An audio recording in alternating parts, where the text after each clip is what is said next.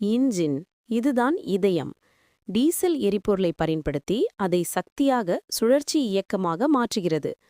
Gear box அல்லது transmission இன்ஜினிலிருந்து வரும் வேகமான சக்தியை வாகனத்தை நகர்த்த தேவையான அதிக முறுக்கு விசை கொண்ட மெதுவான சக்தியாக இது மாற்றுகிறது.